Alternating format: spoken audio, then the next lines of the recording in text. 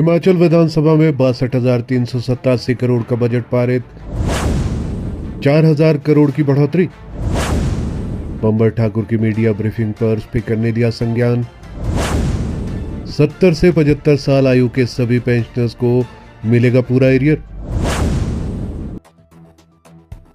हिमाचल प्रदेश विधानसभा में बुधवार को फाइनेंशियल ईयर 2025-26 के लिए 62,387 करोड़ रुपए का बजट पारित किया गया है।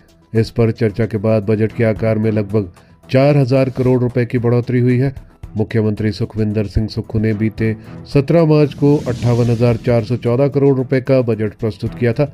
सीएम सुक्खू ने कहा कि इस बजट में हर वर्ग के लिए कुछ न कुछ दिया गया है। 70 से 75 साल आयु के सभी पेंशनर्स को पूरा एरियर दिया जाएगा। 3 लाख रुपए तक का लोन लेने वाले छोटे व्यापारियों का ब्याज सरकार अपने खजाने से देगी। उन्होंने कहा विधवा बहनों के बच्चों की पढ़ाई का खर्च सरकार उठाएगी। सरकार का फोकस ग्रामीण अर्थव्यवस्था है। उन्होंने कहा कि प्रदेश की अर्थव्यवस्था में हमारे फैसलों का असर दिखना शुरू हुआ है। अर्थव्यवस्था में सुधार आना शुरू हुआ है। सोलर प्रोजेक्ट पर ट्राइबल एरिया में 5% सब्सिडी सरकार देगी। इलेक्ट्रिकल बस पर 40% और डीजल बस पर 20% सब्सिडी सरकार देगी। स्पीकर ने बंबर की प्रेस कॉन्फ्रेंस पर दिया कड़ा संज्ञान। स्पीकर कुलदीप सिंह पठानिया ने कहा जब तक सदन की कार्रवाई या सत्र चल रहा है तब तक कोई भी बाहरी व्यक्ति प्रेस कॉन्फ्रेंस नहीं कर सकता है। पूर्व विधायक बंबर ठाकुर ने पुलिस प्रशासन और सुरक्षा एजेंसियों के बीच कैसे प्रेस कॉन्फ्रेंस की। दरअसल सदन में बीजेपी विधायक रणधीर शर्मा ने पॉइंट ऑफ ऑर्डर के तहत मामला उठाते हुए कहा कि बंबर ठाकुर पिछले कल विधानसभा आए और प्रेस कॉन्फ्रेंस की। उन्होंने गोलीकांड में भाजपा विधायक त्रिलोक जम्वाल और भाजपा के राष्ट्रीय अध्यक्ष के परिवार पर टिप्पणी की। रणधीर शर्मा ने कहा कि विधानसभा परिसर में ये कोई कैसे कर सकता है। उन्होंने विधानसभा की सुरक्षा व्यवस्था पर सवाल उठाए। कहा एक फोटो के आधार पर भाजपा के राष्ट्रीय अध्यक्ष के बेटे और विधायक को निशाना बनाया है। जयराम ठाकुर ने कहा कि जब तक इस गोलीकांड की जांच चल रही है तब तक इस तरह की बयानबाजी बंबर ठाकुर को नहीं करनी चाहिए। इस पर स्पीकर ने कड़ा संज्ञान लेने की बात कही है। डिप्टी सीएम बोले करुणामूलक नौकरियों को एक मुश्त देगी सरकार। प्रश्नकाल के दौरान सीएम की गैर मौजूदगी में मुकेश अग्निहोत्री ने कहा करुणामूलक नौकरी के सभी लंबित मामले एक मुश्त निपटाए जाएंगे। उन्होंने कहा कि सरकार ने शिक्षा मंत्री रोहित ठाकुर की अध्यक्षता में एक कैबिनेट सब कमेटी बना रखी है। इस कमेटी की रिपोर्ट आते ही मृतक कर्मचारियों के आश्रितों को नौकरी दी जाएगी। सब कमेटी में मंत्री राजेश धर्माणी और मंत्री यादवेंद्र गोमा सदस्य हैं। रोहित ठाकुर ने कहा कि कैबिनेट सब कमेटी की 2 मीटिंगें हो चुकी है। उन्होंने कहा 15 अप्रैल तक करुणामूलक नौकरी के मामलों को लेकर कमेटी अपनी रिकमेंडेशन सरकार को दे देगी। इससे पहले मुकेश अग्निहोत्री ने कहा कि पूर्व सरकार में तो नौकरियां बेची जाती थी। इस पर सदन में सत्ता पक्ष और विपक्ष में नोकझोंक शुरू हो गई। तब स्पीकर के कहने पर शिक्षा मंत्री ने जवाब दिया। सतपाल सत्ती ने पूछा था सवाल। विधानसभा में ये मामला भाजपा विधायक सतपाल सत्ती ने प्रश्नकाल के दौरान उठाया था। उन्होंने मांग रखी कि 5% भर्ती कोटे की शर्त हटाकर एक बार सभी को नौकरी देनी चाहिए। करुणामूलक नौकरी के 1839 मामले लंबित। प्रदेश में करुणामूलक नौकरी के 1839 मामले लंबित है। पूर्व में मुख्यमंत्री सुक्खू भी एक मुश्त नौकरी देने की बात कह चुके हैं। तब उन्होंने सभी विभागों से करुणामूलक कोटे से खाली पदों का ब्यौरा भी मांगा था। जयराम बोले आय सीमा नौकरी में बाधा। नेता प्रतिपक्ष जयराम ठाकुर ने कहा कि आय सीमा ही करुणामूलक आधार पर नौकरी में सबसे बड़ी बाधा है। पूर्व सरकार ने सबसे अधिक लोगों को इस आधार पर नौकरी दी है। आय सीमा में अगर कुछ छूट दी जाती है तो इन लोगों को रोजगार मिल पाएगा। बीजेपी विधायक रणधीर शर्मा ने भी आय सीमा में छूट का मामला उठाया और पेंशन को इसमें नहीं जोड़े जाने की बात सदन में कही। सीएम सुक्खू बोले अन्य कर्मचारियों को भी देंगे एरियर।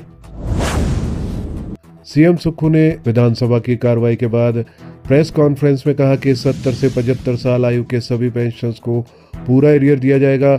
इसके अलावा जो अन्य कर्मचारी है उनको भी इस साल से नए वेतनमान का एरियर देना शुरू कर दिया जाएगा।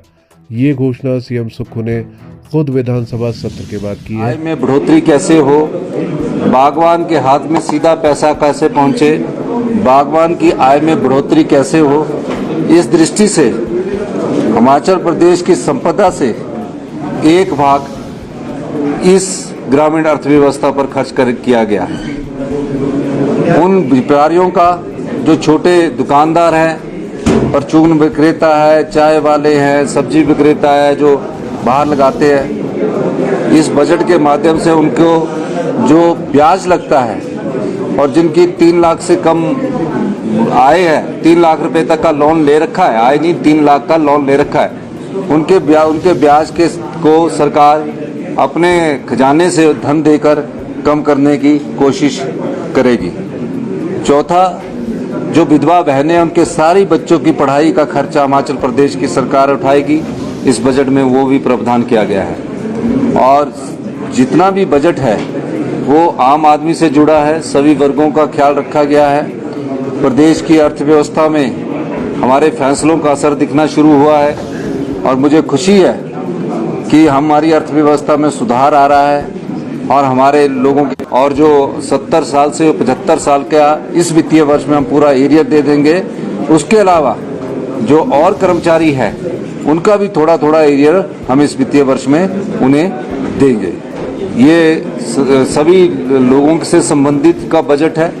छोटे दुकानदार और युवाओं के लिए, छोटे दुकानदार, चाय विक्रेता, पान विक्रेता, सबके लिए बजट में कुछ न कुछ इस संपदा का भाग दिया गया है। और युवाओं के लिए जो अपने घर में सोलर पावर प्रोजेक्ट लगाना चाहते हैं, ट्राइबल में जो लगाएगा उसे 5% की सब्सिडी मिलेगी। यानी कि 1 मेगावाट का जो सोलर पावर प्रोजेक्ट लगाएगा, अगर उसकी कीमत 2 करोड़ रुपया है और उसमें इंटरेस्ट अगर 9% है तो 5% सरकार की तरफ से उपलब्ध करवाया जाएगा।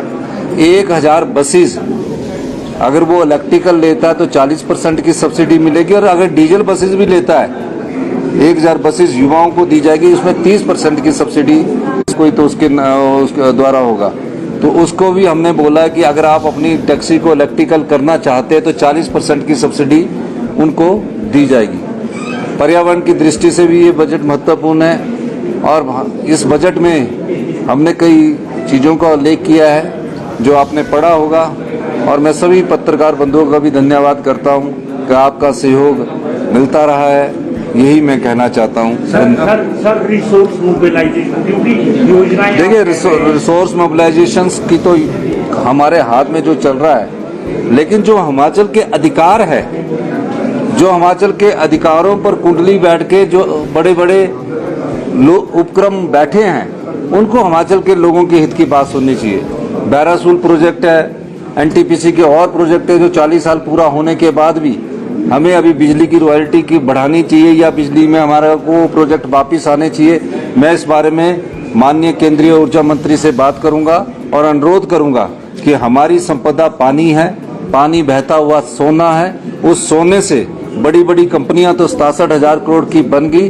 हिमाचल प्रदेश का बजट जो 58,000 करोड़ है, जिसमें भी अभी 5-6 हजार करोड़ का होल है उस बजट में, तो उसके आधार पर भी आप हमारी जो संपदा पानी के रूप में है उसमें हमें हमारा अधिकार दीजिए। इसके बारे में मैं आने वाले समय में केंद्रीय नेतृत्व से बात करूँ।